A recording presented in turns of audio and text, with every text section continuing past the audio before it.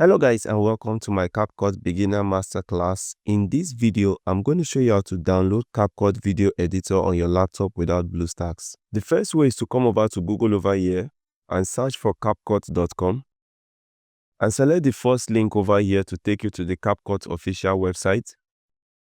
So down here we have two options. We can open CapCut over here or we can download for free. Simply select download for free and automatically CapCut will be downloaded into your PC. You can go to where you have that file saved and select the installer to install it. But I'm not going to install this because I already have CapCut installed on my PC, so I'm going to hit no.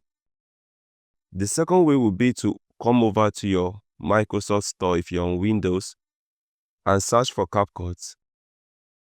And you're going to see this CapCut interface over here. So select CapCut and select install. And automatically CapCut will be installed onto your PC.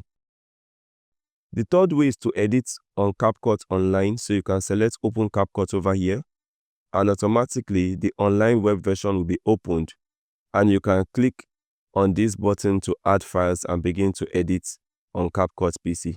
And that's it guys on how to download and install CapCut on your PC.